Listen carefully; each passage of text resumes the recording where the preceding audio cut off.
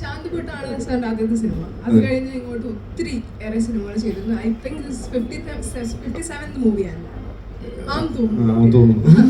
ഈ കഥാപാത്രം ബാക്കിയുള്ള കഥാപാത്രങ്ങളിൽ നിന്ന് എങ്ങനെയാണ് വ്യത്യസ്തമാകുന്നത്? ഒത്തിരി കോമഡി കഥാപാത്രങ്ങൾ ചെയ്ത് നമുക്ക് കണ്ടിട്ടുണ്ട്. ഈ കഥാപാത്രമല്ല, എനിക്ക് ഈ സിനിമയാണ് എന്നെ കൂടുതൽ അട്രാക്ട് ചെയ്തത്. കാര്യം നമ്മള് ഒരുപാട് കാലമായി മലയാളികൾക്ക് ഒരു യക്ഷിപ്പടമൊക്കെ കണ്ടിട്ട് ഭയങ്കര നമ്മൾ ഒരു പഴയ കാലഘട്ടത്തിൽ നടക്കുന്ന ഒരു കഥ. 90s നമ്മുടെ സിനിമ നടക്കുന്നത്. അപ്പോൾ അങ്ങനത്തെ ഒരു സിനിമ, ആ കാലഘട്ടത്തിൽ നടക്കുന്ന ഒരു കഥ നമ്മൾക്ക് ഇപ്പോഴത്തെ ടെക്നോളജി വെച്ചിട്ട് വളരെ രസകരമായിട്ടുള്ള രീതിയിൽ ഒരു പഴയ യക്ഷിനെ പുതിയതായിട്ട് കാണാൻ പറ്റിയ രീതിയിൽ ചെയ്തേക്കുന്ന സിനിമയാണ്. വിഷ്ണു, അഭിലാഷ്, എല്ലാവരും നല്ല രസമായിട്ട് വർക്ക് ചെയ്തിട്ടുണ്ട്.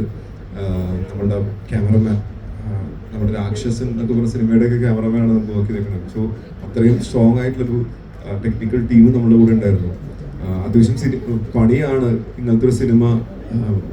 പെട്ടെന്ന് എളുപ്പം പറയുമ്പോൾ പഴയൊരു കാലഘട്ടത്തിലേക്ക് നമുക്ക് പോകാമെന്ന്, പക്ഷെ അതിനകത്ത് വരുന്ന ആർട്ടിൻ്റെയും കോസ്റ്റ്യൂമിൻ്റെയും ബാക്കി എല്ലാത്തിൻ്റെയും വർക്ക് അത്രയും ഇരട്ടിയാണ്. പക്ഷെ അത് രസമായിട്ട് ആ പഴയൊരു കാലഘട്ടത്തിലെ സിനിമ നമുക്ക് ഇപ്പോൾ കാണാൻ പറ്റുമ്പോൾ അതിൻ്റെ ഒരു സുഖമുണ്ട്. സോ അത് തന്നെയാണ്.